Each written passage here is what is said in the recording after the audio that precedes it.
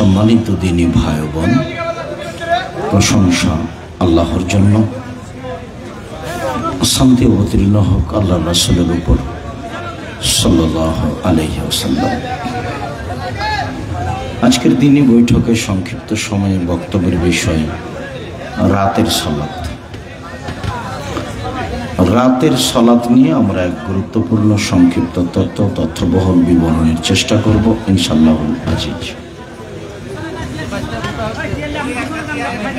যারা আপনারা মানুষকে সহযোগিতা করছেন তারাই চিল্লাচিল্লি করলে হবে। আপনারা যারা মানুষকে বসার জন্য, চুপ থাকার জন্য অনুরোধ করছেন, আপনারা অন্তত মুখ বন্ধ রাখেন। এমন তো কিছু জটিলতা দেখি না। তোমরা যারা এই যন্ত্রপাতি নিয়ে আছো, তোমরা কত সময় লাগে তোমাদের? সম্মানিত দিনী ভাই বোন, মানুষের জীবনে সবচেয়ে জরুরি কাজ, মানুষ হিসেবে এর চেয়ে জরুরি কাজ মানুষের জীবনে নেই। তা হলো 5 ওয়াক্ত ফরজ সালাত, যার সাথে মানুষের কোনো আপোষ নেই। ফরজ বিধান আরও আছে, যেমন হজ, এতে মানুষের সাথে আপোষ আছে। মানুষ বলতে পারে যে এবছর যাচ্ছি না, সামনেবার যাব, ইনশাল্লাহ সামনেবার যাব, অথচ এটা ফরজ বিধান। তো একটু সুবিধা হলো, তো এবছর হলো না, সামনেবার হবে। যাকাত একটা ফরজ বিধান, 2 মাস আগেই দিয়ে দিতে পারবেন। আচ্ছা ঠিক আছে, হিসাব নিকাশ ঠিক আছে, আমি 1 মাস পরে দেব, দেন। একটু আপোষ হলো। রমজানের সিয়াম, রমজান মাস, আমি এখন অসুস্থ, পরের থাকবো, তো আল্লাহ বলছেন ঠিক আছে, হলো। অথচ ফরজ বিধান। কিন্তু সলাতও ফরজ বিধান, এরকম কোনো সুযোগ নেই, সলাতের সাথে কোনো আপোষ নেই। আপনারা যারা মহিলা পুরুষ, কম বয়সের ছেলে, কম বয়সের মেয়ে, আপনারা এসেছেন, রাস্তাঘাটে আছেন, গল্পে ব্যস্ত আছেন, দোকানপাটে ব্যস্ত আছেন, মানুষকে দিনরাত দেখছি যে হঠাৎ অমুক মারা যাচ্ছে, অমুক মারা যাচ্ছে, জানাজাতে উপস্থিত হচ্ছি, কিন্তু শিক্ষা নিতে পারছি না, অথচ নেওয়া উচিত। আল্লাহ রাসূলকে একদিন জিজ্ঞাসা করা হয়েছিল যে সবচেয়ে বুদ্ধিমান কে, এটাই জিজ্ঞাসা। তো আল্লাহ রাসূল সাল্লাল্লাহু আলাইহি ওয়াসাল্লাম উত্তরে বললেন,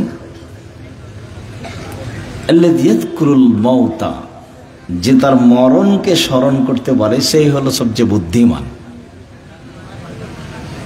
তো আমরা তো জানাজায় যাই, কান্নাকাটিও দেখি, কিন্তু মরণকে তো স্মরণ করতে পারি না।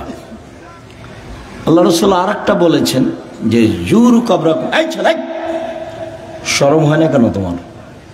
তুমি ওসব চিল্লাচিল্লি করে কি দেখাতে চাচ্ছ? তোমার একটু শরম বোধ হয় না কেন? যতই কষ্ট হোক, তুমি আমাকে দেখতে পাও আর না পাও, কথা শোনো, আমি তো তোমার জন্য এসেছি, আমি তো কোনো স্বার্থ নিয়ে আসি। যে যেখানে আছেন, দোকানপাটে লেনদেন বন্ধ করে আপনাদের একটা শরম থাকা দরকার। আজকে জিনিস কিনতে হবে কেন? কই, আমরা তো এরকম হাটে বাজারে জিনিস কিনি না, তা তো আছি বেঁচে, হাটে বাজারেই তো যায় না। আমার জীবনে আমি কোনোদিন দোকানেই বসিনি, চায়ের স্টলেই বসিনি, তা আমরা তো বেঁচে আছি। তো আপনারা যে যেখানে আছেন, আপোষে কথা বলে পরিবেশ নষ্ট করার চেষ্টা করেন না। সবসময় একটু শরম বোধ করবেন। শরম, লজ্জাবোধ একটা ভিন্ন জিনিস। আল্লাহ রাসূল বলছেন যে ঈমানের 17টা ভাগ আছে, তার সবচেয়ে বড় ভাগ হলো লা ইলাহা ইল্লাল্লাহ, এটাই সবচেয়ে বড় ভাগ। আর সবচেয়ে ছোট হলো ইমাতাতুল আযানিত তারিক, রাস্তা থেকে কষ্টদায়ক জিনিস সরিয়ে দাও। রাস্তায় বসা নিষেধ, রাস্তায় দোকানপাট নিষেধ, মিছিল মিটিং রাস্তায় নিষেধ। আল্লাহ রসুল বলছেন যেখানে রাস্তা নিয়ে গন্ডগোল হবে সেখানে রাস্তা ডবল হবে, বাড়িঘর ভেঙে দিয়ে। আল্লাহ রসুল রাস্তার উপরে যত কঠোর, শরীয়তের আর কোনো জায়গায় তত কঠোর আমার বিদ্যা বুদ্ধিতে ধরা পড়েনি।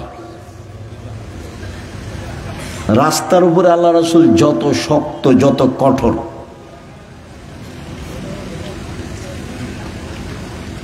একবার বলছেন যে মানুষের শরীরে যত জোড় আছে এই পরিমাণ তাকে দান করতে হবে। সাহাবীরা বলছেন যে এটা না পারে যদি, তখন আল্লাহ রসুল বলছেন যে তাহলে এ করতে হবে,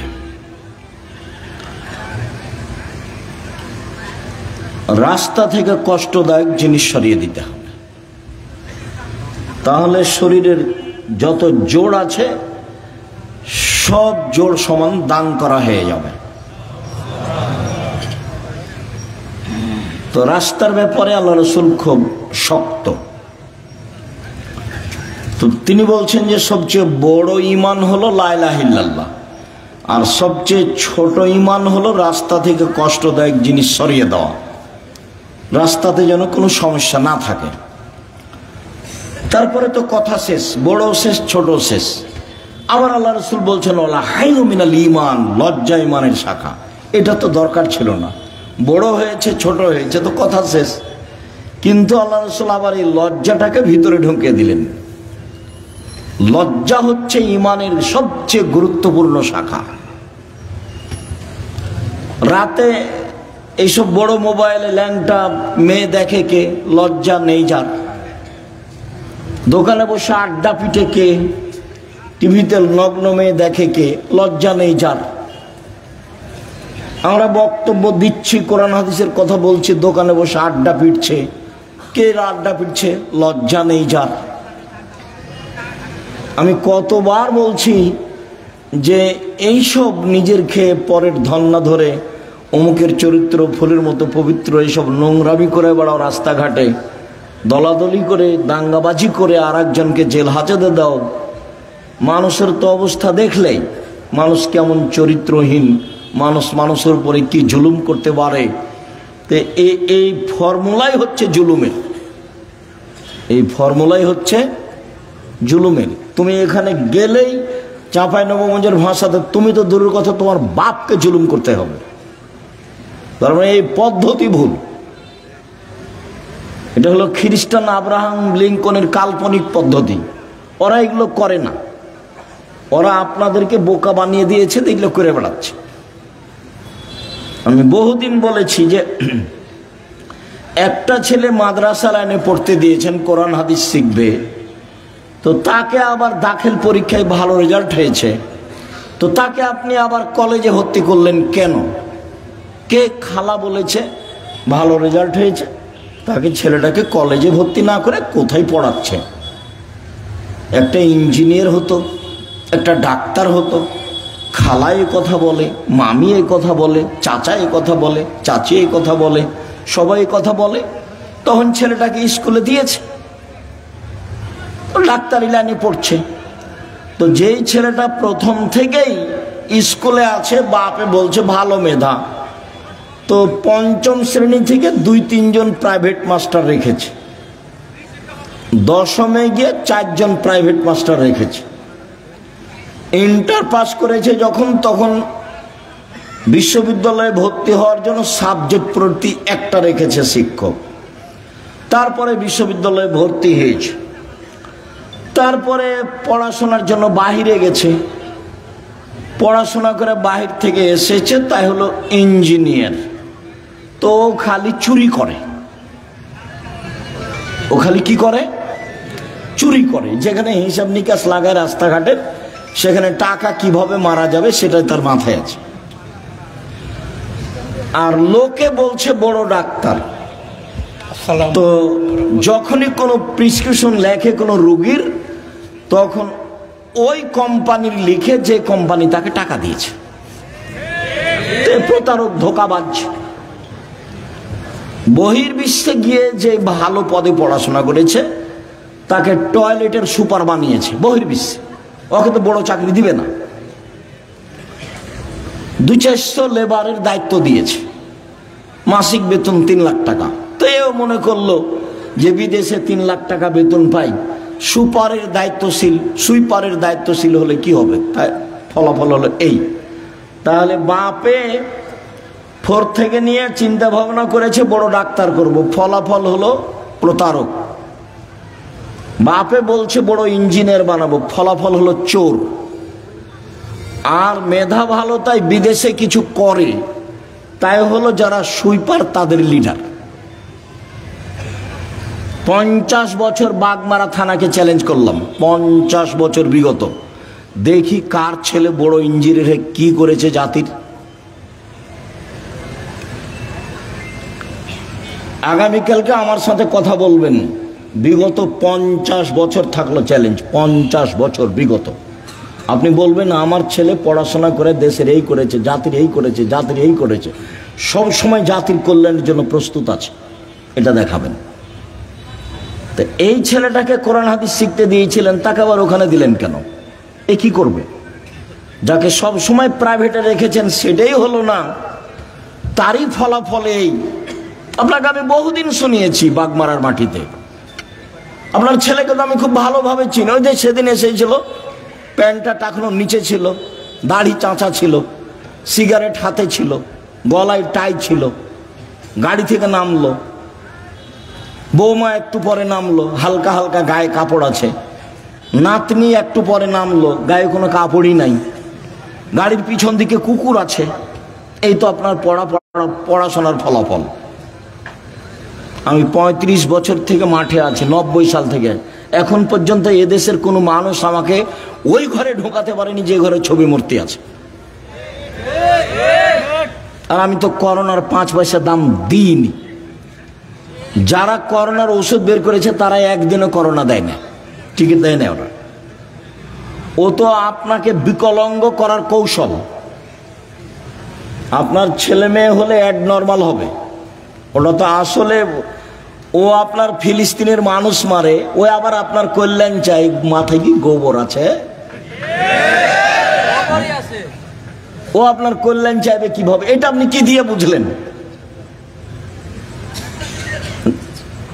সে আপনার জানের শত্রু, সে আপনার মানের শত্রু, সে আপনার টাকা পয়সার শত্রু, সে আপনার সবকিছুর শত্রু। সে আপনাকে ওষুধ দিয়ে ভালো করে রাখবে, জীবনে কোনোদিন যেন আপনার এই হয় না, সেই হয় না, হেপাটাইটিস হয় না, কি হয় না।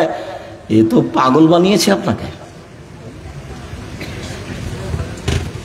তাই সব স্কুলের ছেলেকে স্কুলের মেয়েকে টিকে দিতে হবে, পালাক্রমে এসেছে।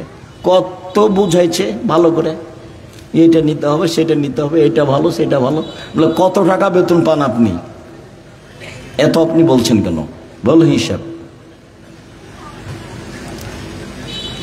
সম্মানিত দিনী ভাই বোন, মরণকে স্মরণ করতে পারে যে সে হলো হুঁশিয়ার মানুষ। আল্লাহ রাসূল বললেন যে কবর জিয়ারত করো, তাহলে মরণ স্মরণ হবে। মাঝে মধ্যে কবরের পাশে যেতে হবে, বাপের, মায়ের, আত্মীয় স্বজনের কবরের পাশে গিয়ে হাত তুলে দোয়া করতে হবে এবং ভাবতে হবে আমিও এই কবরের সদস্য। আল্লাহ রাসূল বলছেন কুন ফিদ দুনিয়া কান্নাকা গরীব, তুমি দুনিয়াতে থাকো তুমি যেন অপরিচিত, তোমাকে কেউ চিনে না। অত বেশি চিনলে তোমার অহংকার আসতে পারে। আবের সাবেলিন, অথবা তুমি পথিক, রাস্তায় যেতে যেতে গাছের নিচে বসেছো, একটু ক্লান্ত সেই জন্য, তারপরে তুমি হাঁটতে লাগবে। এই হলো দুনিয়া। অন্যথায় তুমি নিজেকে ভাবো আমি কবরের একজন সদস্য। হাদিস বুখারী মুসলিম। এভাবে মুহাম্মদ সাল্লাল্লাহু আলাইহি ওয়াসাল্লাম বলেন। তো নিজেকে একজন কবরের সদস্য ভেবে যে কয়েকদিন বেঁচে থাকি, মারামারি বাদ দিয়ে, হইচই বাদ দিয়ে, নিজে উপার্জন করে নিজে খাই। বহুদিন বলেছি 4টা জিনিস: 5 ওয়াক্ত সালাত, কোরআন তেলাওয়াত, হালাল রুজি, আড্ডা না পিটা, জান্নাত হবে ইনশাল্লাহ। আড্ডা পিঠা চিরদিনের জন্য হারাম।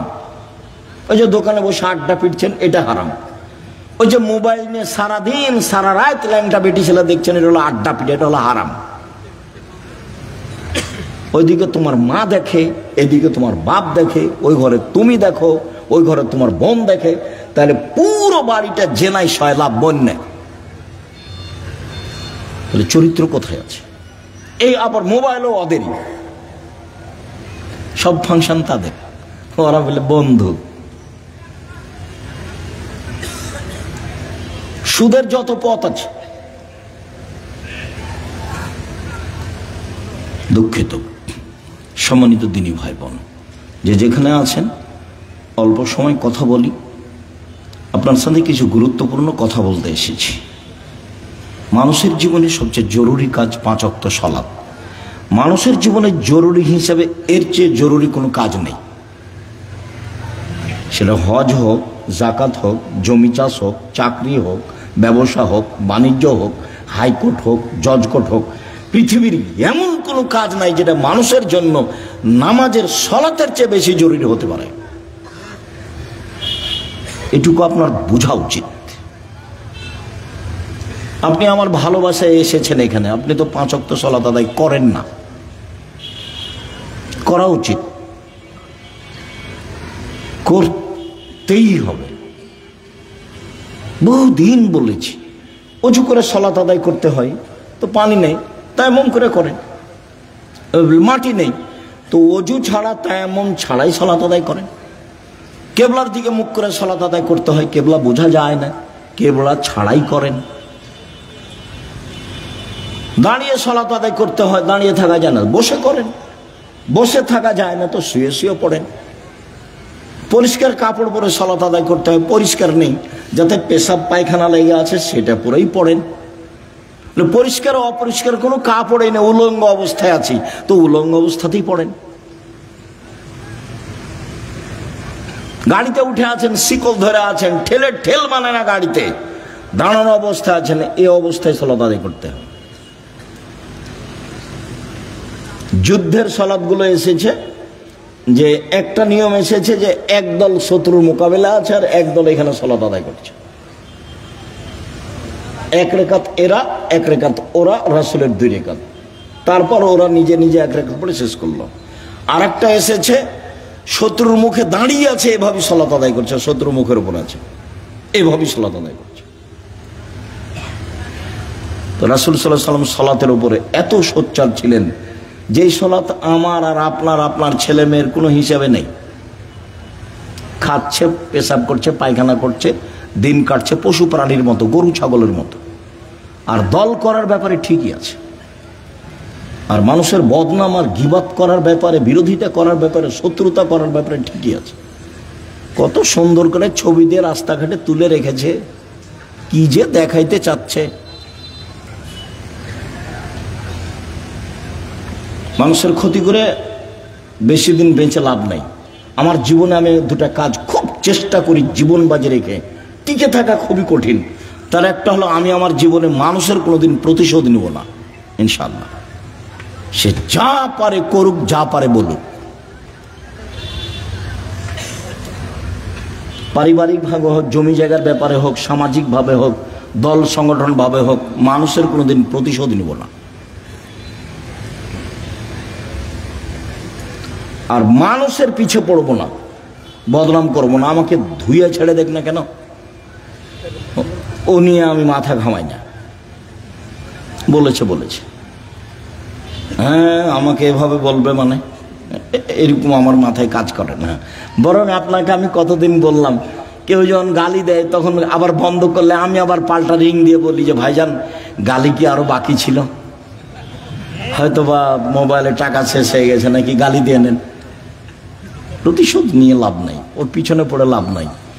আমার আব্বা বলতেন যে ছেলে মেয়ে দুনিয়াতে এসেছে ভাগ্য ছেড়ে এসেছে, তাই তাদের চিন্তা করতে হবে।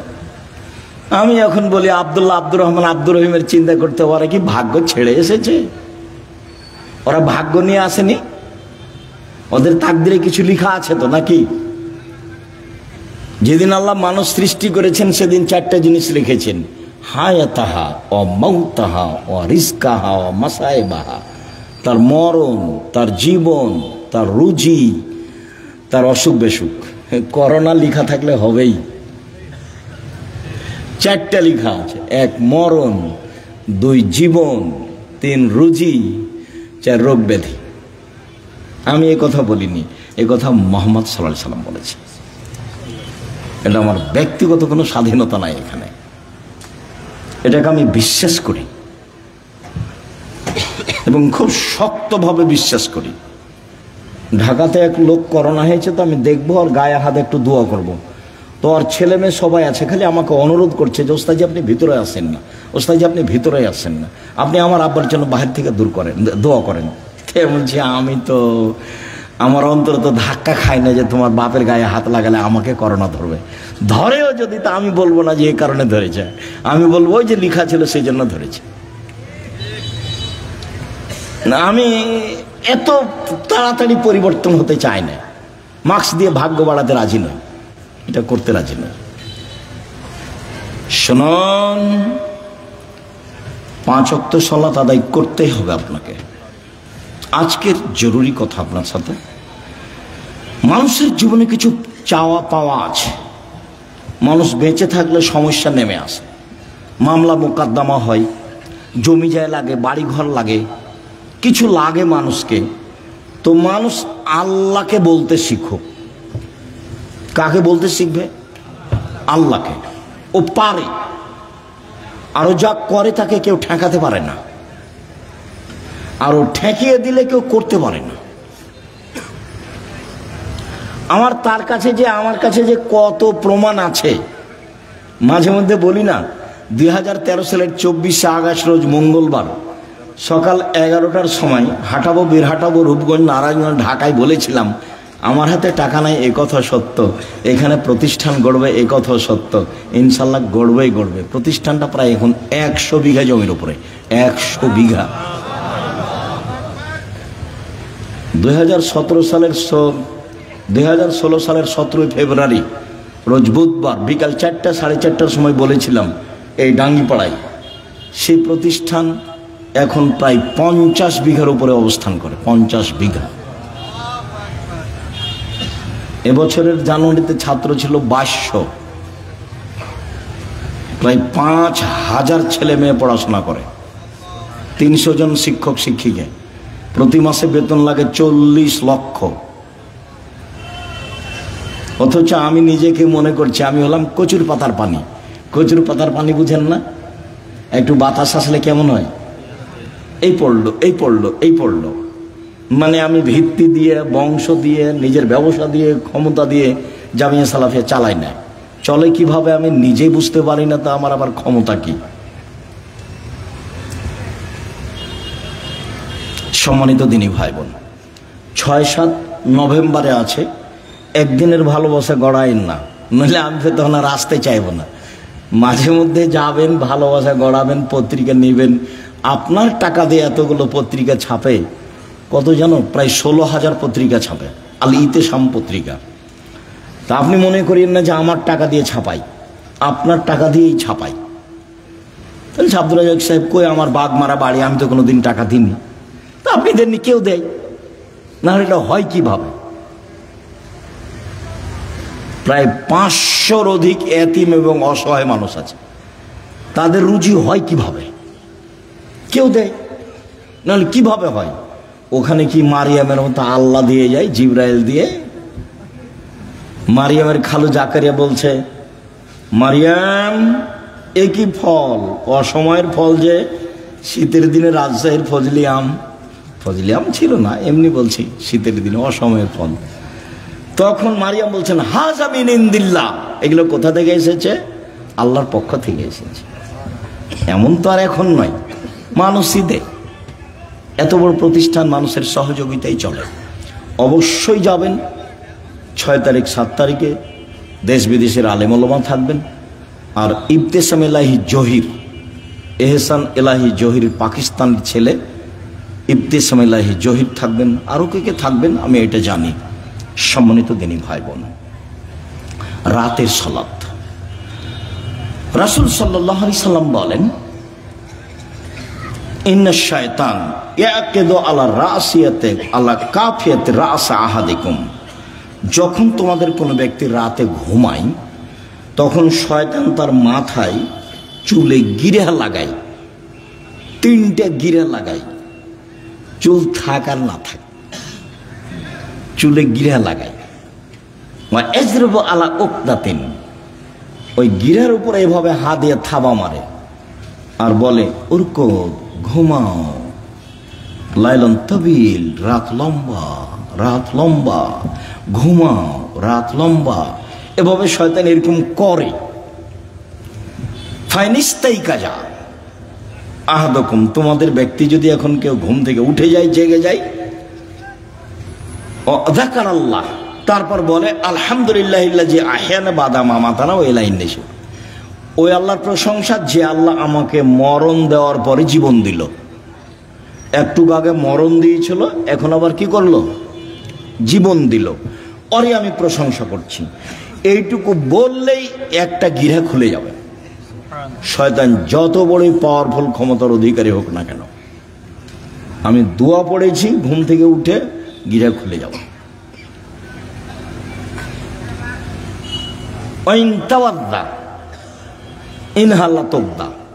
তারপরে যদি অজু করে তা আর একটা গিরা খুলে যাবে। ওয়াইন সল্লা ইনহাল্লাত ওকদা, যদি সলাত আদায় করে তাহলে আর একটা খুলে যাবে।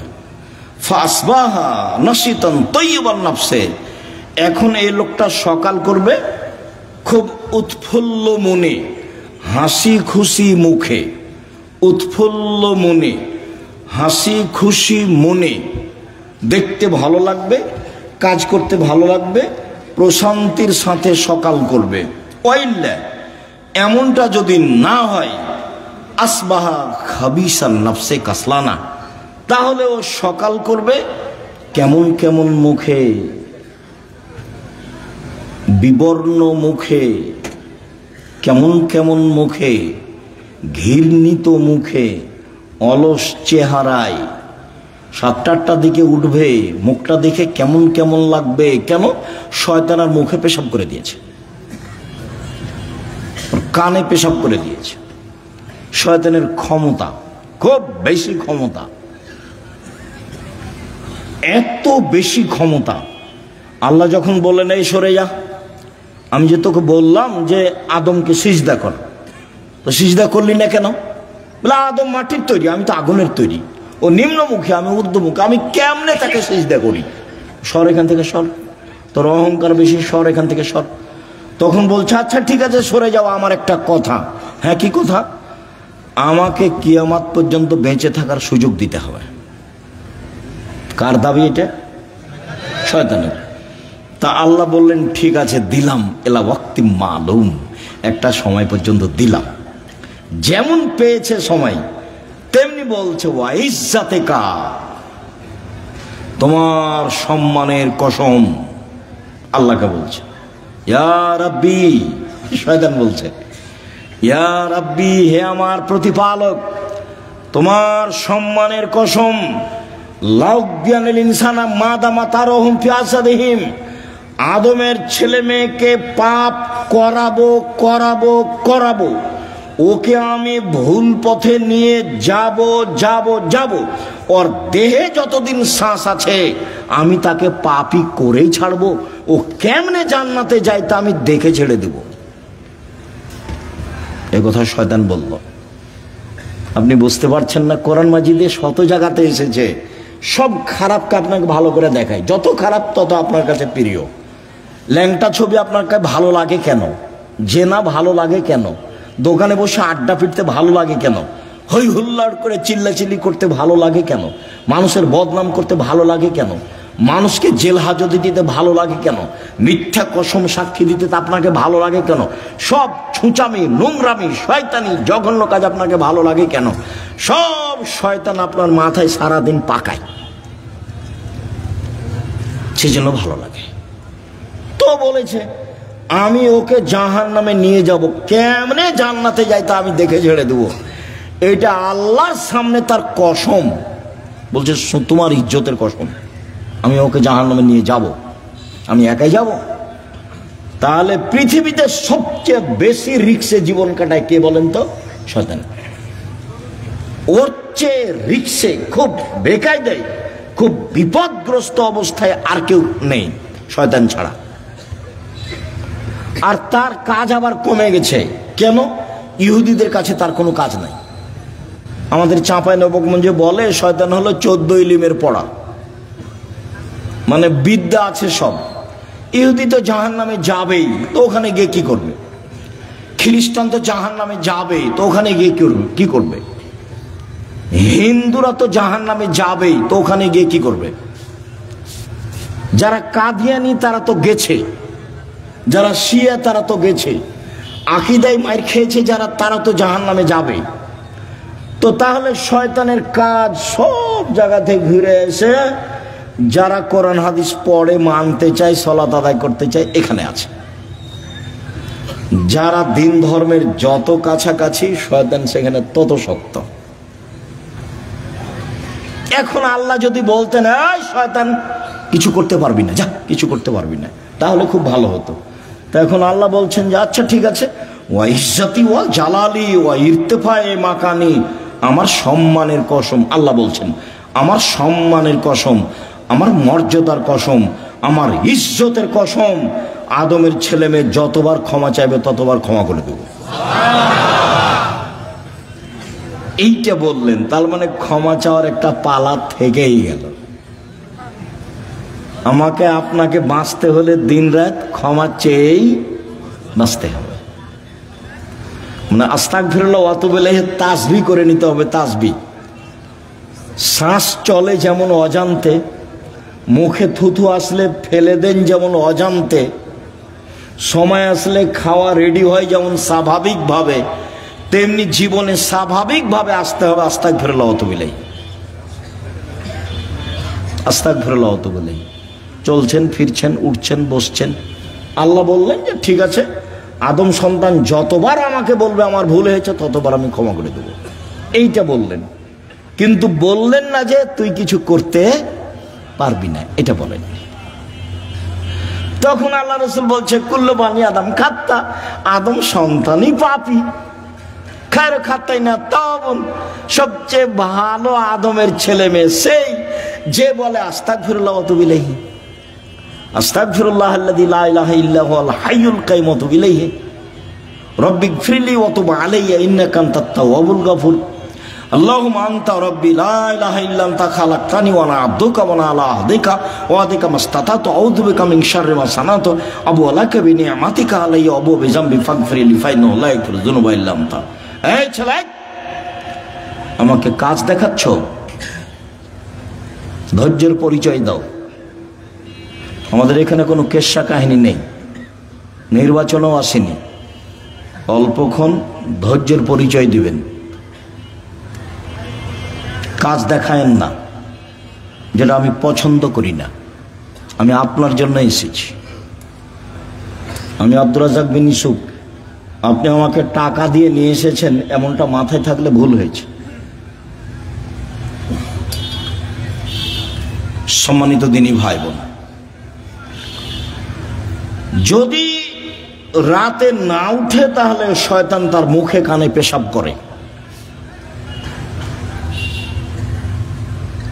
আয়েশা রাদিয়াল্লাহু তাআলা আনহা বলেন কানান নবী সাল্লাল্লাহু আলাইহি ওয়াসাল্লাম ইসাল্লি ফিমা বাইনা ইয়াফরুগা মিন সালাতিল ইশা ইলাল ফজর 11 রাকা ওয়া ইসাল্লামু মিন কুল্লি রাকাতাইন ওয়া ইউতির বিওয়াহিদাতিন।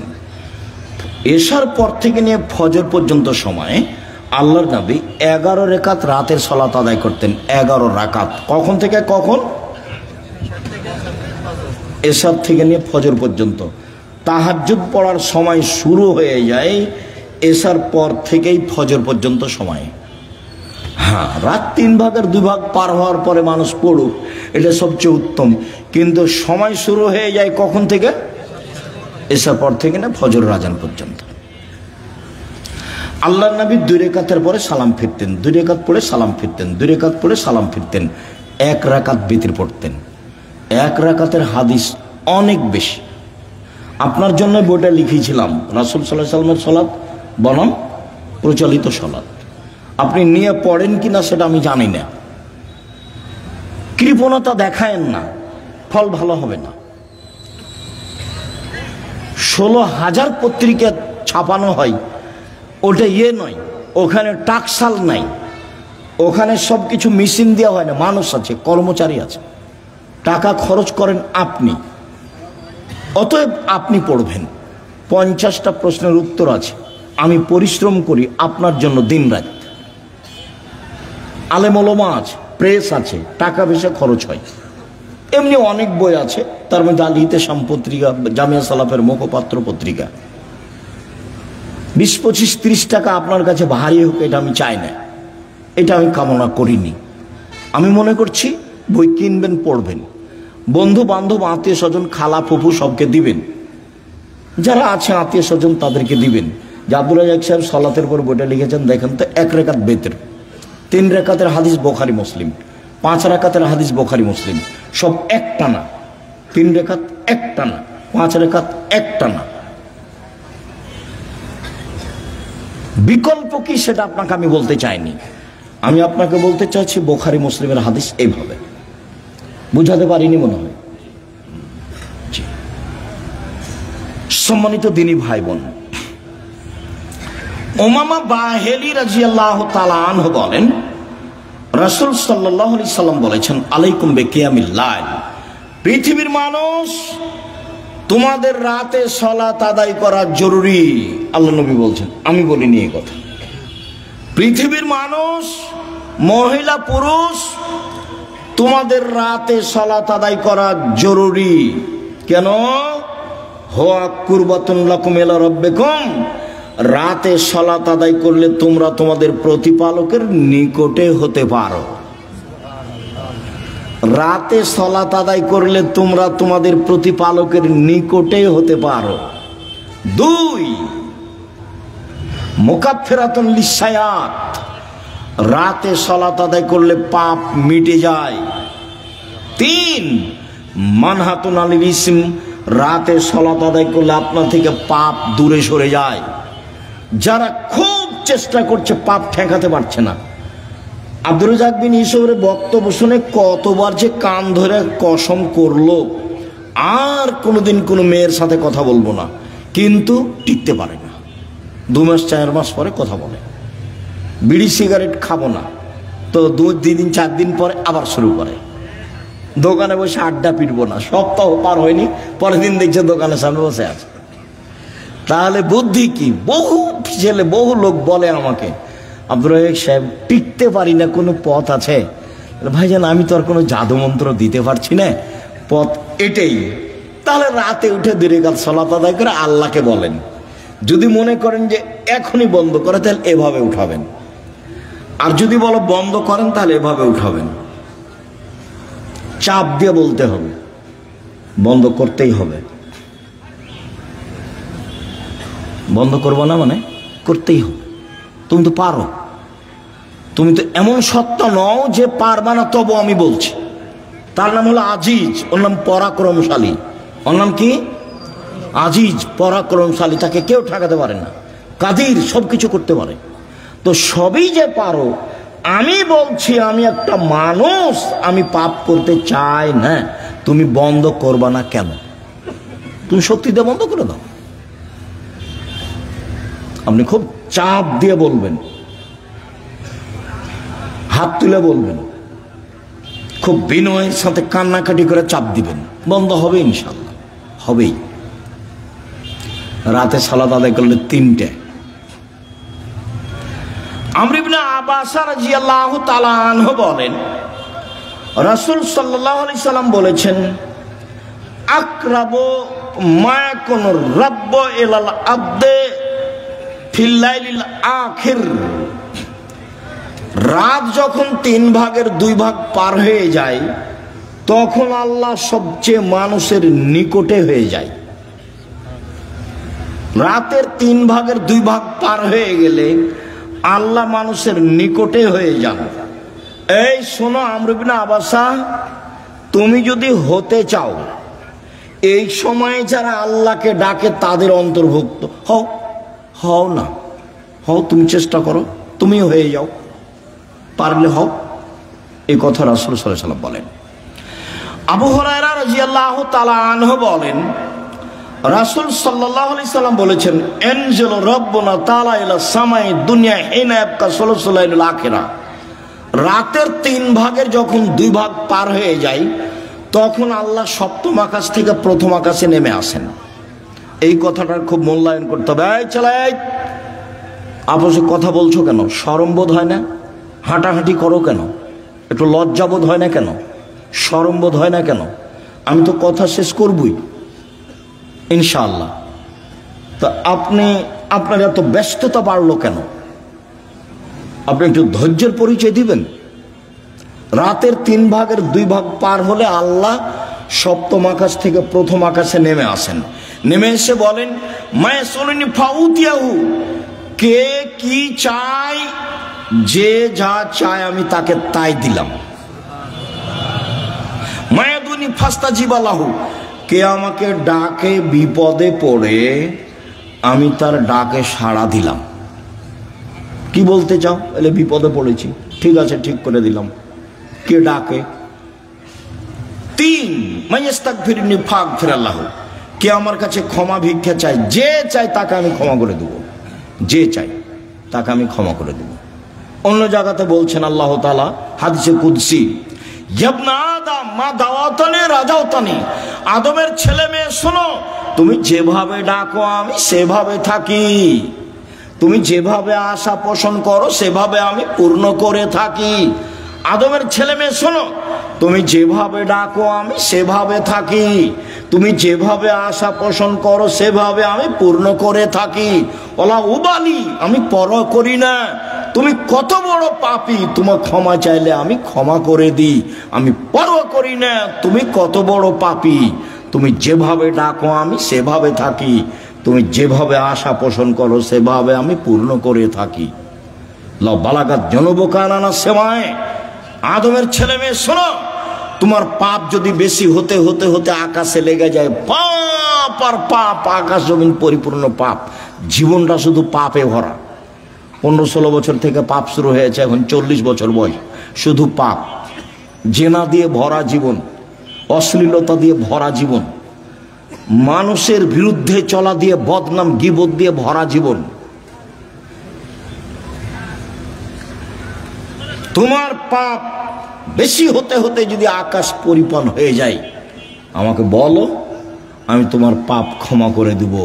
যেভাবে তুমি ডাকো আমি সেভাবে থাকি, তুমি যেভাবে আশা পোষণ করো সেভাবে আমি পূর্ণ করে থাকি, তুমি যেভাবে ডাকো আমি সেভাবে থাকি, তুমি যেভাবে আশা পোষণ করো সেভাবে আমি পূর্ণ করে থাকি। বিচারের মাঠে সব মানুষের সামনে আল্লাহ আসবেন, সব মানুষের সামনে, পুরুষ নারী সব মানুষের সামনে এসে আল্লাহ বলবেন, আদমের ছেলে মেয়ে শোনো, আজ তুমি যে পরিমাণ পাপ নিয়ে এসেছো আমি সেই পরিমাণ ক্ষমা নিয়ে এসেছি। তোমার যে পরিমাণ পাপ আমার সেই পরিমাণ ক্ষমা, তোমার যে পরিমাণ পাপ আমার সেই পরিমাণ ক্ষমা, তোমার যে পরিমাণ পাপ আমার সেই পরিমাণ ক্ষমা, যদি শিরক না হয়ে থাকে। তো বাংলাদেশের ছেলে মেয়ে তো আল্লাহর রাস্তায় শিরক করছে, স্কুলে গিয়ে তো সুন্দর করে বলছো, ওমা তোমার আকাশ, ওমা তোমার বাতাস। আমি বলি না, আমার ছেলে মেয়েকে বলতে দিনি। এখনো এমন কোনো পরিস্থিতি আমার উপরে আসেনি যে আমি বলতে বাধ্য। মায়ের দুধ ছেড়ে গিয়ে বলবে, ও কালিমা তোমার আকাশ, এত বড় নোংরা কথা আমার ছেলে মেয়ে বলবে, এখনো এই পরিবেশ আমার কাছে আসেনি। যার কাছে বিদ্যা নাই, যার কাছে বুদ্ধি নাই, তার ছেলে মেয়ে করুক। আপনি কেমন বুদ্ধিমান মানুষ তা আমার কাছে ধরা পড়েনি, আপনার কাছে কি বিদ্যা আছে এটা আমার কাছে ধরা পড়েনি। সবচেয়ে বদের গোড়া হলো আপনার ওই ঠাকুর। ঠাকুর হলো ঢাকা বিশ্ববিদ্যালয়ের শত্রু, ঠাকুর মুসলমানের শত্রু। যেদিন ভারত, বাংলাদেশ, পাকিস্তানের মুসলমান ইংরেজদের হাতে নির্যাতিত, সেদিন ঠাকুর ক্ষমতা দেখাই মান সম্মানে বসবাস করে লন্ডনে।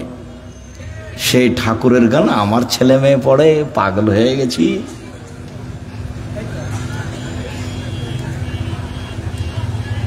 এ তো অবাক হয়ে গেল। এই তো নিজের ঘরের ওই কি বলছে গো, ব্রয়লার মুরগি জ্বালিয়ে দিয়ে ইন্ডিয়া থেকে মুরগি নিয়ে আসতে হবে। মানে মাথায় গোবর আছে। নিজের মুরগি কি করতে হবে? জ্বালিয়ে দিতে হবে, তো ওখান থেকে ডিম আনতে হবে।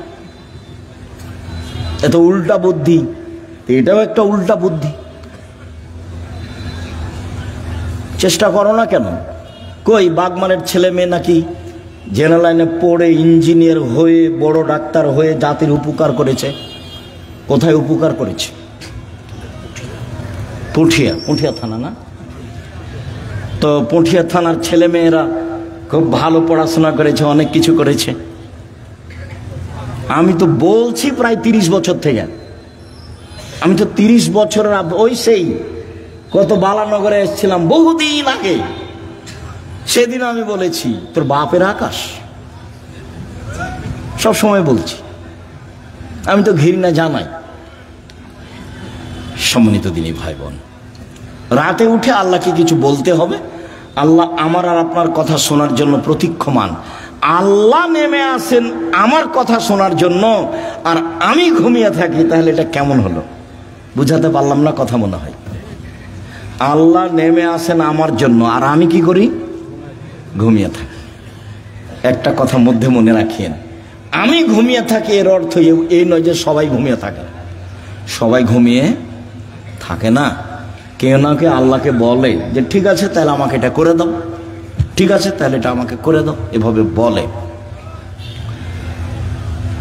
আমর ইবনে আস রাদিয়াল্লাহু তাআলা আনহু বলেন, রাসূল সাল্লাল্লাহু আলাইহি সাল্লাম বলেছেন, মান কামা বিআসরি আয়া লাম ইগফাল মিনাল গাফিলিন। কেউ যদি রাতে উঠে 10টা আয়াত পড়ে, 10টা, তাহলে সে গাফেল নয়, এটা লিখে দেওয়া হবে। 2, মান কামা বিমিআ আয়া কুতিবা মিনাল কানিতিন। কেউ যদি 100 আয়াত পড়ে রাতে উঠে সলাতে, 100 আয়াত, তাহলে ও পরহেজগার মানুষের অন্তর্ভুক্ত লিখে দেওয়া হবে। ওমান কামা বিআলফি আয়া, কেউ যদি রাতে 1000 আয়াত পড়ে কুতিবা মিনাল মুকান্তিরিন, তাহলে পৃথিবীতে সর্বোচ্চ মর্যাদার অধিকারী যারা, তাদের সাথে এও বড় বড় মর্যাদার অধিকারী। ইব্রাহিম আলাইহিস সালাম এরকম যারা বড় বড় মর্যাদার অধিকারী, আপনি যদি রাতে 1000 আয়াত পড়েন, যদি এটা ভারী, তো 100 আয়াত তো পারবো, 10 আয়াত তো পারবো। আবু হুরায়রা রাদিয়াল্লাহু তাআলা বলেন, আল্লাহ রাসূল বলেছেন, মান কামা ইস্তাইকাজা, যে ব্যক্তি রাতে উঠলো, স্ত্রীকে উঠালো, 2 রাকাত সালাত আদায় করলো, কুতিবা মিনাল যাকিরিনা যাকিরাত, যারা আল্লাহকে ডাকে ওদের একটা তালিকা আছে, এদের স্বামী স্ত্রীকে সে তালিকা লিখে দেওয়া হবে। উঠি না কেন? পারি না কেন? আজকে সোমবার, সিয়াম ছিলেন 32 বছর থেকে 30 বছর থেকে বলে আসছি, কেন সিয়াম ছিলেন না? আজ তো সোমবার, কেন থাকলেন না? এই ছেলে, সোমবারে সিয়াম থাকতে হবে কেন? কেন নবী থাকতেন বলো? সাপ্তাহিক মানুষের পাপ নেকি রিপোর্ট পেশ করা হয় কি কি বারে? সোমবার আর বৃহস্পতিবার। তা আমাদের নবী বলছেন যে আমি ভালোবাসি আমার রিপোর্টটা দেখার সময় আল্লাহ দেখুক যে সিয়াম অবস্থায়। নেও নেও আমার রিপোর্ট নেও, সিয়াম অবস্থায় নেও। তো মুহাম্মদ সাল্লাল্লাহু আলাইহি সাল্লাম চাইতেন তার রিপোর্টটা আল্লাহর কাছে পেশ করার সময় কি অবস্থায় দেখাতে চাইতেন? সিয়াম অবস্থায়। তা আপনি চান না কেন? মুরব্বী ভাইজান, আপনি সিয়াম ছিলেন আজকে? চুপ হয়ে যাচ্ছেন কেন? এই কি সুলি ফাঁসি নাকি? এই কি হাইকোর্ট জজকোর্ট নাকি? আদাত হয় না কেন? অভ্যাস হয় না কেন? ওইটা বাদ দিয়ে এটা করেন। বৃহস্পতিবার সোমবার সিয়াম থাকার চেষ্টা করেন। রাসূল আদর্শ দিয়ে গেলেন, আর আমি এমনি দুনিয়া থেকে চলে গেলাম, জীবন পার করলাম, তাহলে হবে? তাহলে হবে না।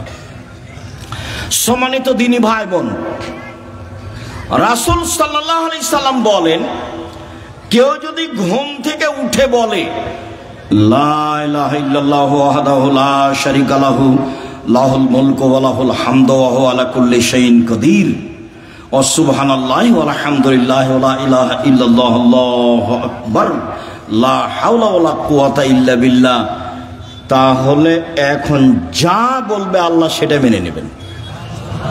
যেটা বলবেন সেটাই শুনবেন, যেটা বলবেন সেটাই শুনবেন।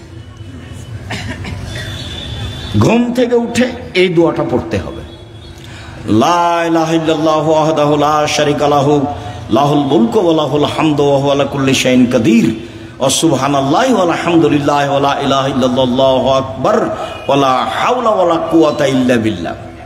অবশ্য জাবের রাদিয়াল্লাহু তাআলা আনহু বলেন, আল্লাহর নবী বলেছেন, মা মিন মুসলিমিন ইয়াবিতু আলা যিকরিল্লাহি তাহিরান, কেউ যদি ওযু করে ঘুমায়, দোয়া পড়ে ঘুমায়, ওযু করে ঘুমায়, দোয়া পড়ে ঘুমায়, এখন ঘুম থেকে উঠে আল্লাহর কাছে যা চাইবে সেটা দিয়ে দিবেন। মা ইয়াসআলু মিন খাইরিন মিন আমরি দুনিয়া ওয়াল আখিরাহ, ইহকাল পরকালের যেটা চাইবেন সেটা দিয়ে দিবেন, যেটা চাইবেন সেটা দিয়ে দিবেন। এই কথাটা লাগানো আছে ওযু করে ঘুমাতে হবে। কি করে ঘুমাতে হবে? ওযু করে ঘুমাতে হবে। জি, উপস্থিত দিনী মুসলিম বোন বুঝতে পারছেন কিছু? না হইচই করে এসেছেন আর হইচই করে যাচ্ছেন? কিছু আল্লাহকে ডাকতে শিখুন, বলতে শিখুন।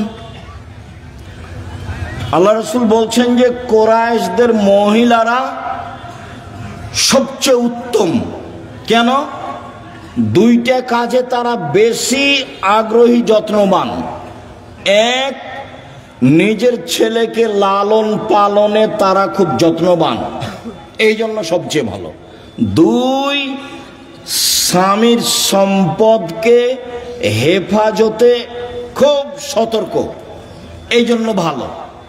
আল্লাহ রাসূল বললেন যে একজন মহিলা ভালো হতে পারে তার দুইটা গুণে। এক, বাচ্চাকে ভালোভাবে লালন পালন করে। দুই, স্বামীর অর্থ সম্পদকে ভালোভাবে দেখাশোনা করে, নষ্ট করে না। যখন আল্লাহ রাসূল বলেন খায়রুন নিসায়ে, সবচেয়ে উত্তম নারী কে? এক, স্বামীর সাথে কথা বললে হাসি মুখে বলে। দুই, স্বামী আদেশ করলে পালন করে।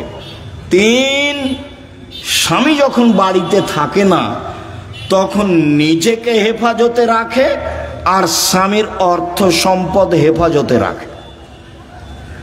ভালো নারী কিভাবে সংসার করেন জানা নাই। আপনার জীবনে আমার পক্ষ থেকে দুইটা উপদেশ থাকছে। একটা হলো স্বামীর সামনে অভিমান করবেন না, অভিমান নেই। অভিমান বলে কোনো জিনিসই নেই। অভিমান করলেই শয়তান আপনার ক্ষতি করবে।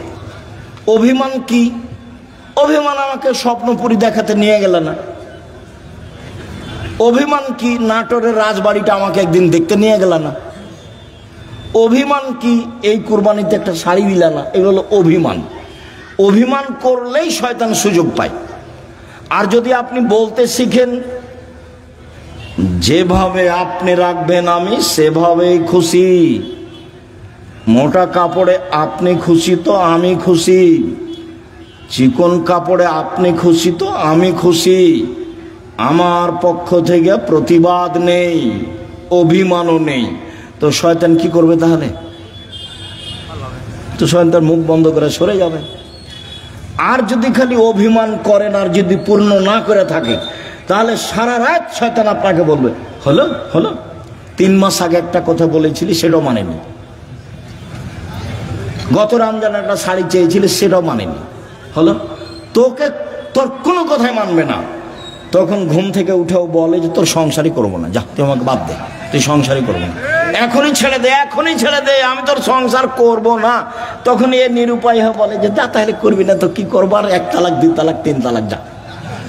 যেমন 3 তালাক বলা হয়েছে তখন আর শয়তান নেই, চলে গেছে। এখন দুইজনই ফ্রি। ইন্না লিল্লাহি ওয়া ইন্না ইলাইহি রাজিউন। এইবার ছেলে মেয়ে 3টে যে খুব ঝামেলা। কয়দিন পরে দেখবেন স্বামী কাঠগড়ায় একদিকে আর স্ত্রী কাঠগড়ায় একদিকে। কয়দিন আগে একসাথেই ছিল। অভিমান করবেন না জীবনে। আপনি আমার দিনী বোন, আপনাকে আমি খাটো করতে আসিনি। অভিমান নেই, আর প্রতিবাদ নেই। তুমি এই কথা বললে কেন? তোমার মা আমাকে কথা বললো কেন? তোমার বাপ আমাকে কথা বললো কেন?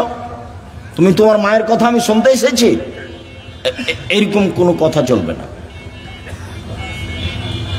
ধৈর্যের পরিচয় দিতে হবে, সহ্য ধৈর্যের পরিচয় দিতে হবে, তাহলে সংসার সুন্দর হবে, শয়তান সুযোগ পাবে না। আর আপনাকে বলি, আপনি কোনো সময় মুখ খারাপ করিয়েন না। যখন সাহাবীগণ বললেন আল্লাহর নবী আমরা স্ত্রীদের কি হক আদায় করতে পারি, ওরা আমাদের কাছে কি পায়, আল্লাহ রাসূল এক নম্বরে বললেন আতেমা মাতায়েম পা তুতেমা মাতায়েম তা, তুমি যেভাবে খাও সেভাবে খাওয়াবা, খাওয়া দিয়ে কথা শুরু। তাকসুয়া মাক্তাসাইতা, তুমি যে মানের কাপড় পরো সেভাবে পরাবা। ওলা তুকাব্বে, কটু কথা বলবো না, গালি দিতে হয় না, স্ত্রীকে মারতে হয় না, নিন্দা করতে হয় না, গালি দেওয়া হবে না, সমস্যা আসতেই পারে। আল্লাহ রাসূল বলছেন ওকে বাঁকা হাড্ডি দিয়ে সৃষ্টি করা হয়েছে, আপনি জোর করে সোজা করতে চাইলে ভেঙে যাবে, ভেঙে তালাক। আপনাকে ধৈর্যের পরিচয় দিতে হবে। আর তালাক দিয়ে নিজেকে খুশি করিয়েন না, তোকে জব্দ করেছি তালাক দিয়ে, এইটা দিয়ে খুশি করিয়েন না, অন্য পথ দিয়ে খুশি করেন, নিজেকে সান্ত্বনা দেন, তালাক দিয়ে নয়। মানে বেগুনের গাছে আছে দু তিনটা বেগুন আছে, দুইটা নিয়ে গেলেন, এখনো গাছটা আছে, আর মোলায়ের গাছটা তো গোটাটাই শেষ, তালাক দিলে সবই শেষ। তো যারা বলেছে এক বৈঠকে 3 তালাক, তো রাগে তো বলেছে তোকে 1 তালাক, তোকে 100 তালাক দিলাম যা, তো তারা তো আরো বেকায় দেয়। আব্দুর রাজ্জাক সাহেব নাহি বলেছেন যে এক বৈঠকে 3 তালাক, 1000 তালাক দিলে 1 তালাক, তবুও তো তালাক হয়েছে। স্ত্রীকে তালাক দিয়ে নিজেকে খুশি করিয়েন না, ভুল হিসাব। ধৈর্যের পরিচয় দেন, সংসার ভালো হবে। আর আপনি আমার দিনই বোন, একটু কিছু হলেই বলবেন না তোর সংসার করবো না, তুই তালাক দিয়ে দে, তোর সংসার করবো না, তুই তালাক দিয়ে দে, তোর সংসারে থাকবো না, তুই আমাকে রেখেছিস কেন, এত কথা কেন আপনার? ধৈর্যের পরিচয় দেন। যখন শুধু খালি আমার কাছে যত ফতোয়া আছে তার শতকরা 70 থেকে 75% ফতোয়া আছে তালাকের। মানুষের জীবন এখন তালাক দিয়ে চলছে। একটু রাগ করলেই ও শান্তি পাচ্ছে কি দিয়ে, তালাক দিয়ে। ওও বলছে তুই তালাক দিয়ে দে, আর এও বলছে তোকে তালাক দিলাম, তোকে তালাক দিলাম। তালাক তো দেওয়া আল্লাহর বিধান, তারপর বলছে ক্ষমা চেয়েছি। ওকে হুজুর নাকি বলেছে যে তালাক দিয়ে ক্ষমা চেয়েছে, তার মানে হুজুরকে ক্ষমা চাইতে হবে আল্লাহর কাছে। তালাক দিয়েছে সেটা তো আর পাপ নয়, সেখানে ক্ষমা চাইতে হবে কেন? বলে আমাদেরকে তওবা পড়িয়ে মিল করে দিয়েছে, বলে হুজুরকে তওবা করতে হবে। এখন হুজুরকে তওবা করতে হবে যে তালাকের তওবা পড়িয়ে মিল করে দিয়েছি, তো তালাকের তওবা কেন? তালাক তো আল্লাহর বিধান। তালাক কার বিধান? আল্লাহর বিধান। তাল্লে কখন নালে ইদ্দাতেহীন না, পৃথিবীর মানুষ তোমরা তোমাদের স্ত্রীকে তালাক দাও যখন সে ইদ্দাত থেকে পবিত্র হয়েছে, সংসার না চললে তালাক দাও, ওটা আল্লাহর নবীও বলছেন। তো সেখানে পাপ হলো কি করে যে তওবা পড়িয়ে তাদেরকে একসাথে করে দিল? তালাক তো একটা বিধান। মানুষের সংসার শেষ পর্যন্ত যদি নাই চলে তাহলে এই পথে ফিরে আসতে হবে। সম্মানিত দিনী ভাই বোন, বলছিলাম 1 মানগত খাবার দিবেন, 2 মানগত কাপড় দিবেন, 3 গালি দিবেন না, নিন্দা করবেন না, 4 কটু কথা বলবেন না, মারবেন না, 5 নিজের বাড়ি ছাড়া কোথাও থাকতে দিবেন না। আপনার বাড়িতে থাকবে, আপনার স্ত্রীটা যে আপনার মাথায় থাকে যেন, হাট বাজারে তাকে যেতে হবে না। আর আপনি মহিলা মানুষ হাটে যান কেন, বাজারে যান কেন? আপনার স্বামী মরেছে, দেবর মরেছে, ভাসুর নেই, দেবর নেই, শ্বশুর নেই, বাপ নেই। যেদিনই কোনো শিক্ষক আমাকে বলে আব্দুর রাজ্জাক সাহেব 2 দিন ছুটি নিতে হবে, কেন? আমার ছেলের আঁকিকা, তখন আমি বলছি আপনার বাপ আছে? বলে হ্যাঁ আছে। শ্বশুর আছে? হ্যাঁ আছে। তো কি ব্যাপার, বাপের সাথে কথা হয় না নাকি? বলে হ্যাঁ হয়। তো আঁকিকার জিম্মেদারি আপনার মাথায় কেন? আপনার বাপের সাথে সম্পর্ক কেমন? আপনি টাকা দিয়ে বলেন আব্বা এটা খাসি কিনে নিয়ে আসেন, দুটা খাসি কিনে নিয়ে এসেন আকিকা দেন, আপনার বাপও খুশি হবে। হ্যাঁ বেশ, আমার আর ছেলে আমাকে বলেছে ছেলের কাজ করতে বাপকে খুব ভালো লাগবে, তে মাতাব্বরি করতে যাচ্ছে। বাপ মা তো আছে, শ্বশুর শাশুড়ি তো আছে, দেবর ভাসুর তো আছে, গোটা বংশ আছে, বোনের ছেলে আছে, ভাইয়ের ছেলে আছে, দেবর আছে, ভাসুর আছে, শ্বশুর আছে, বাপ আছে। তো আপনি কেন বাজারে গেলেন? কেন যাবেন? কেন যাবেন আপনি? আপনার পা বড় হলো কেন? কে বলেছে আপনি পরহেজগার? আপনার গায়ে তো ফ্যাশন বোরকা দেখা যায়। আপনি হাটে বাজারে ঘুরে বেড়ান, স্বামীর সাথে মুখামুখি কথা বলেন, এরর সাথে কথা বলেন, আপনি পরহেজগার? কে বললো আপনি পরহেজগার? মৌল হিসাব দেখবেন, তাকওয়া 1 মিনিট, এই ছেলে খেয়াল করে এদিকে তাকওয়া পরহেজগারিতে দেখাচ্ছে। যা জিবরাইল ইলান নবী সাল্লাল্লাহু আলাইহি সাল্লাম, জিবরাইল নবীর কাছে আসলেন। নবীর কাছে এসে বলছেন, হাজিহি খাদিজা, এই যে খাদিজা, এই যে খাদিজা আতাত, এই যে আসছে, এই যে খাদিজা আসছে, মাহা এনাউন, তার সাথে আছে একটা পাত্র, ফিহে এদামুন তম, তাতে আছে তরকারি, তাতে আছে খাদ্য, তাতে আছে তরকারি, তাতে আছে খাদ্য। ও আপনার কাছে এটা নিয়ে আসছে। শোনেন, মোহাম্মদ সাল্লাল্লাহু আলাইহি সাল্লাম জিবরাইল বলছেন। কে বলছেন বলেন তো? জিবরাইল বলছেন। কাকে বলছেন? আমাদের নবী মোহাম্মদ সাল্লাল্লাহু আলাইহি সাল্লাম বলছেন, ফাকরা আলাইহা সালামা মিন রাব্বিহা ওয়া মিন্নি, ওকে বলে দেন খাদিজা আল্লাহ তোমাকে সালাম দিয়েছে। খাদিজা, জিবরাইল তোমাকে সালাম দিয়েছে।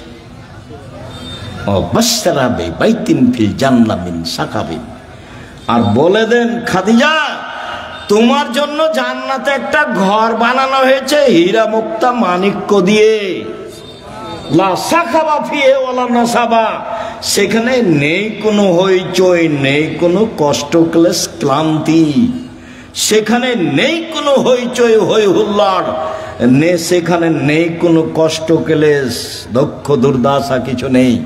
বলে দেন 3টা কথা। 1, খাদিজা আল্লাহ তোমাকে সালাম দিয়েছে। 2, খাদিজা জিবরাইল তোমাকে সালাম দিয়েছে। 3, খাদিজা তোমার জন্য একটা জান্নাতে ঘর বানানো হয়েছে, জিবরাইল বলেন আমাকে। দেখলেন, খাদিজা একজন মহিলা মানুষ, কি করেছেন, কি করেন এমন? খাদিজা কি করেন এমন? আব্দুর রাজ্জাক সাহেব, সেই তো আমরা তো বুঝতে পারছি না কি করেন এমন। তাহলে দেখি আরো 2টা কথা বলি আপনার সাথে, দেখি কিছু ধরা পড়ে নাকি। ইব্রাহিম আলাইহিস সালাম তার স্ত্রী সারাকে নিয়ে এক এলাকা পার হচ্ছিলেন। ইব্রাহিম সালামের স্ত্রী পৃথিবীর ইতিহাসে সবচেয়ে সুন্দরী মহিলা সারা, এ কথা মুহাম্মদ সাল্লাল্লাহু আলাইহি সাল্লাম বলেন। তো ইব্রাহিমকে বলা হলো যে আপনার স্ত্রীকে স্বৈরাচার সরকার ডেকে পাঠিয়েছে। তো ইব্রাহিম আলাইহিস সালাম চেষ্টা করলেন, কিন্তু রক্ষা হলো না। পৃথিবীর 2য় মহামানব ইব্রাহিম আলাইহিস সালাম শেষ পর্যন্ত বললেন, যাও, স্বৈরাচারী সরকার তোমাকে ডেকে পাঠিয়েছে, যাও। তো ভিতরে ঢুকতেই ওই স্বৈরাচারী সরকার দাঁড়িয়েছে, হাত বাড়িয়েছে, গায়ে হাত লাগাবে সেই জন্য। তখন সারা বলছেন, এই থামো, আগে অজু হবে, 1, 2 রাকাত সালাত হবে, তারপরে কোনো কথা। অজু করে 2 রাকাত সালাত আদায় করে বলছে, আল্লাহুম্মা, হে আল্লাহ, ইন কুনতু আমানতু বিকা ওয়া বিরাসূলিকা, আমি সারা যদি তোমাকে মেনে নিয়ে থাকি যে তুমি আল্লাহ, আমি সারা যদি তোমার নবী ইব্রাহিমকে নবী বলে মেনে নিয়ে থাকি, যে ইব্রাহিম নবী আমি মেনে নিলাম।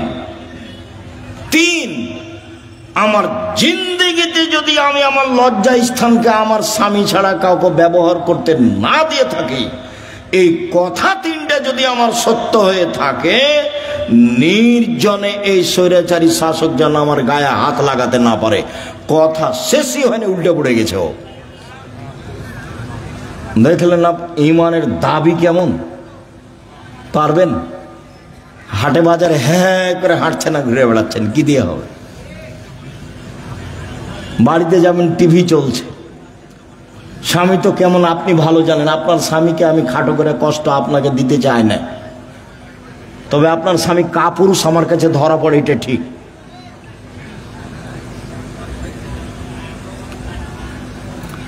আপনি আমার দিনী বোন, এদিকে দেখেন, এক বেশি কিছু আমল নয়।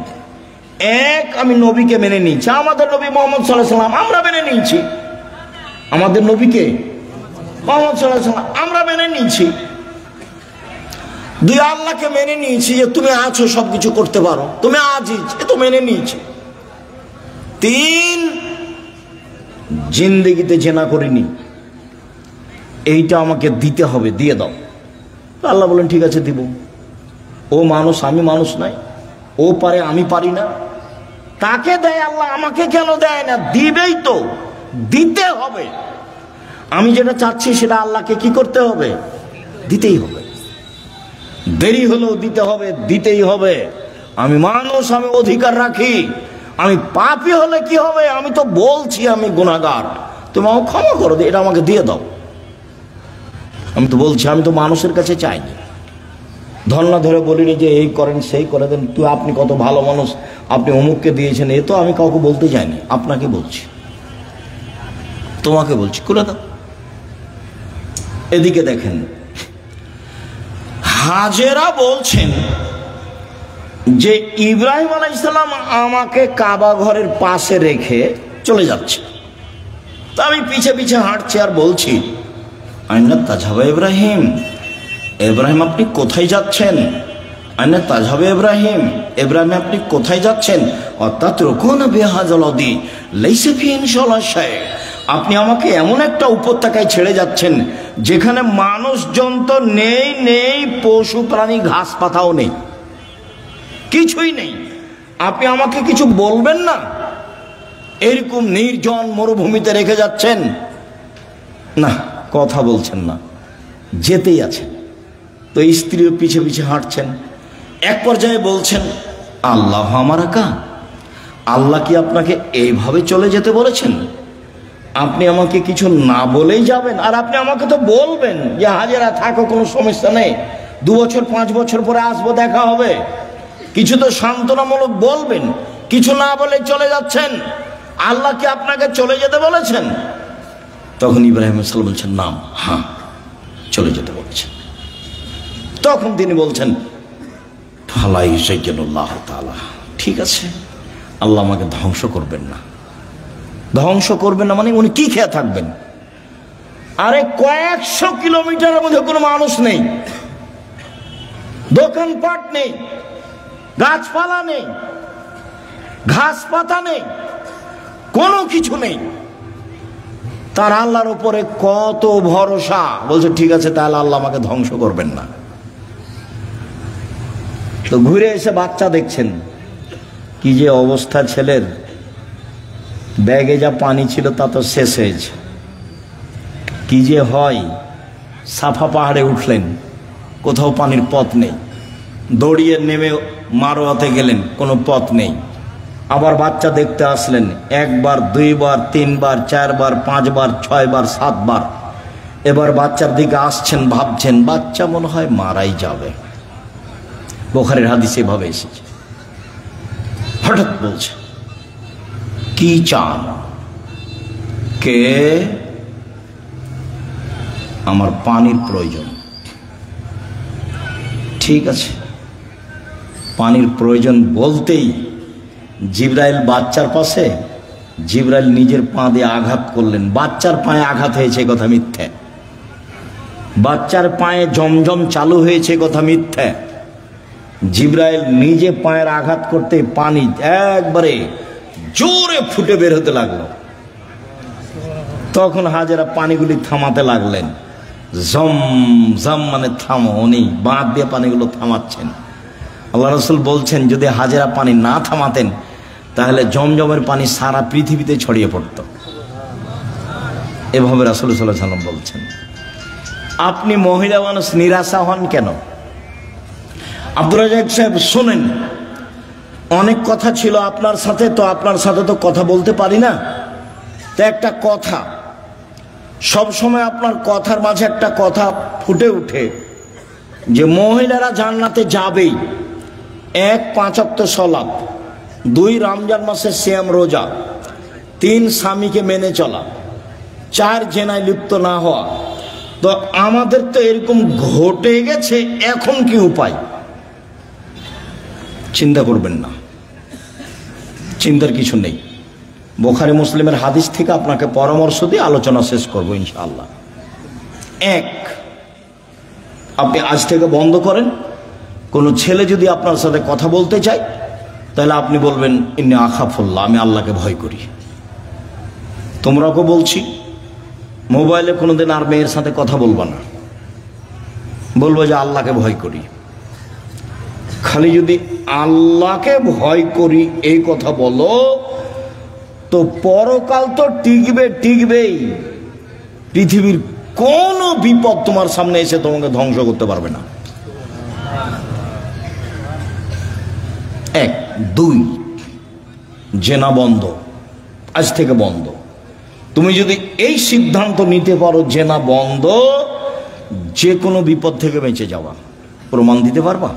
ওই যে বুখারী মুসলিম, ওই যে ঘটনা, 3 জন রাস্তায় হাঁটছিল, বৃষ্টি আসলো, গর্তে ঢুকে গেল, উপর থেকে পাথর এসে মুখটা আটকা পড়ে গেল।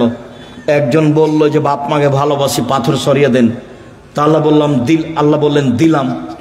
একজন বলল যে একটা লোককে কাজে নিয়েছিলাম, অর্ধেক দিন কাজ করে চলে গেল, টাকা দিতে চাইলাম, নিল না। আমি ওর টাকা বাড়াতে তো অনেক গরু ছাগল করে দিলাম। একদিন এসে বলছে আমাকে টাকা দেন। আমি বললাম গরু ছাগল নিয়ে যাও। আমাকে বলছে মজাক করবেন না। না, মজাক করিনি, তুমি সবই নিয়ে যাও। সবই নিয়ে গেছে। তো এই কাজটা যদি ভালো করে থাকি পাথর সরিয়ে দাও, দিলাম। তার একজন বলছে আমার চাচাতো বোনের সাথে আমি জেনা করতে চেয়েছিলাম, তো আমাকে 200টা স্বর্ণ মুদ্রার কথা বলেছিল। আমার চাচাতো বোন ভেবেছিল আমি গরিব মানুষ, টাকা সংগ্রহ করতে পারবো না স্বর্ণ মুদ্রা।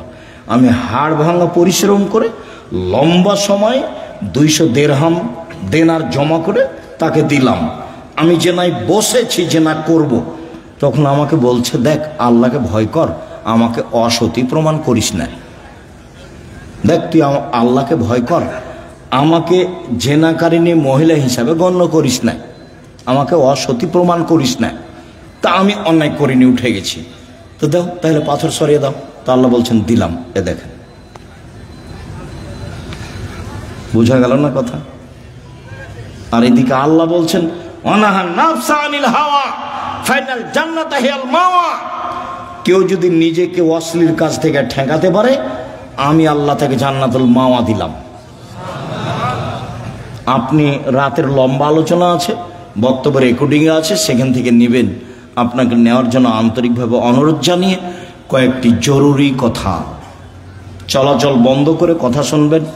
আর আমি কোনো সময় আসলে আমার একটা অনুরোধ রক্ষা করবেন, কাজ মাথায় করে নিয়ে আসছেন না।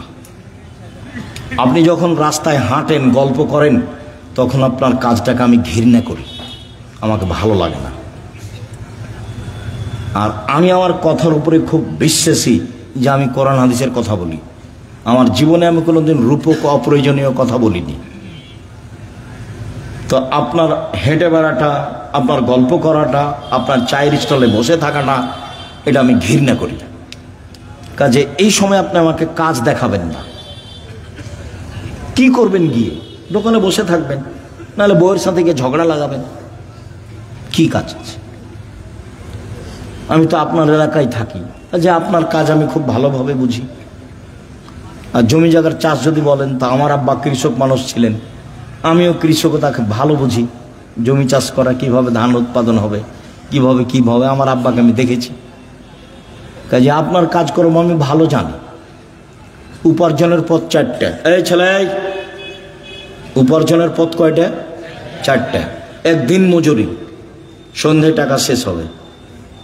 2 চাকরি, 25 দিনে সাধারণত টাকা শেষ হবে। কয়দিনে? 25 দিনে। বাকি 5 দিন ধার কর্য করে চলবে। 3 জমি চাষ, মাস শেষে বছর শেষে লাভ লস সমান বা লস বেশি। এবার আলুতে খুব লস। থাকলো 4 ব্যবসা।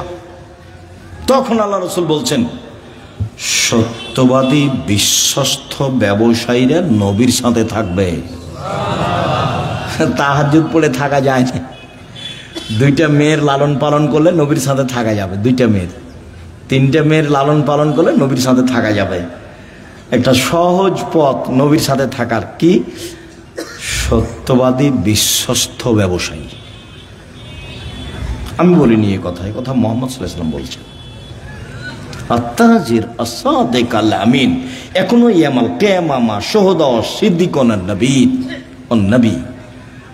সত্যবাদী বিশ্বস্ত ব্যবসায়ীরা বিচারের মাঠে সিদ্দিক, শুহাদা, নবীদের সাথে থাকবেন। এটা আমার মুখের কথা নয়। 2 আত-তিজারাত মাল কিযবল হালাফ, ব্যবসাতে মিথ্যা কথা এসে যায়, ব্যবসায় কসম চলে আসে, ফাসুবহু বিসাদকা, দান করে মিটিয়ে দাও। তো দিন মজুরি করলে তো দান করতে পারবেন না, ও তো সন্ধ্যায় টাকা শেষ হয়েছে। চাকরি করলে তো 25 দিনে গেছে, কয়েকদিন ধার কর্য করে গেছে। আর জমি চাষ করলে তো লাভ লস সবাই বুঝে। তাহলে কিছু করতে হলে কি করতে হবে? ব্যবসা, রিস্ক নিয়ে ব্যবসা করতে হবে, পিছু হটার কোনো সুযোগ নেই। আব্দুর রাজ্জাক সাহেব, আমি করেছিলাম 10 লাখ টাকা লস, চিন্তা করবেন না, পিছু হটার সুযোগ নেই, ব্যবসায় করতে হবে। তবে যে ব্যবসা ধরে আছেন সেটাকে সহজে বাদ দিয়ে আরেকটা করতে যাবেন না, ওটা আল্লাহ রাসূল না করেছে। হ্যাঁ, এইটার চেয়ে একটা ভালো ব্যবসা আপনি বুঝতে পারছেন আপনার বিদ্যা বুদ্ধি দিয়ে, তখন ওটা শুরু করবেন। একটা টোটালি ছেড়ে দিয়ে আরেকটা যাবেন না, নাহলে মায়ের খাওয়ার সম্ভাবনা আছে। তাহলে রুজি উপার্জনের সবচেয়ে উত্তম পথ কোনটা? ব্যবসা। আমি চকলেট দিয়ে ব্যবসা করতে বলিনি, আমি বলেছি সবচেয়ে কম পয়সার ব্যবসা কি? চকলেট। আমি বলিনি যে চকলেটেরই ব্যবসা করতে হবে। আমি বলেছি শ্বশুরের কাছে যৌতুক নিও না, চকলেটের ব্যবসা করো। তা আমি কি চকলেটেরই ব্যবসা করতে বলেছি, না লোন লাগবে না কিদের ব্যবসা কিসের করতে হবে? কম টাকার, তাহলে লোন নেওয়া লাগবে না। কলার ব্যবসা করতে বলেছি, লোন নেওয়া লাগবে না। আর কলকাতায় হিরোইন কিনে ঢাকায় বিক্রি করতে নিষেধ করেছি, শ্বশুরের কাছে টাকা নিতে নিষেধ করেছি, খুব শক্তভাবে নিষেধ করেছি। এবং এ কথা বলেছি, ভিক্ষা করে টাকা দিয়ে চাউল কিনে ভাত খেয়ে ইবাদত কবুল হবে, শ্বশুরের কাছে যৌতুক নিয়ে এসে টাকা দিয়ে চাউল কিনে ভাত খেয়ে ইবাদত কবুল হবে না। শ্বশুরের কাছে টাকা নেওয়া জুলুম, ওটার নাম কি? যৌতুক। সন্ধ্যা হতে হতে টাকা ফেরত দিতে হবে, দিতেই হবে যে কোনো মূল্যে। নিজে উপার্জন করে খেতে শিখো, দিন মজুরি করে খাও, সহজ পথ। ব্যবসা করো ছোট, সহজ পথ। শুকরিয়া, জাযাকুমুল্লাহ খাইর। সম্মানিত দিনী ভাই বোন, আপনাদের সাথে জরুরি কথা, কোনোদিন আসলে এই থামো, ছেড়ে থামো, সবাই উপস্থিত হওয়ার চেষ্টা করবেন ভাই বোন সবাই। 1 জরুরি কথা, আল ইতিসাম পত্রিকা সহ অন্যান্য বইগুলি নিয়ে যাবেন। যে আলোচনা করছিলাম সে আলোচনা উপদেশ বইয়ে আছে আর আদর্শ নারীতে আছে। জরুরি কথা, সামনে মাসে 6-7 সম্মেলন, সবাই আসবেন, দেশ বিদেশের আলেম ওলামা আছে। 6-7 নভেম্বর সম্মেলন। আর জামিয়া সালাফে ভর্তির তারিখ হলো 1 জানুয়ারি। ডিসেম্বরে ফরম, 1 জানুয়ারি ভর্তি। সকলের কল্যাণ কামনা করে সকলকে পত্রিকা বই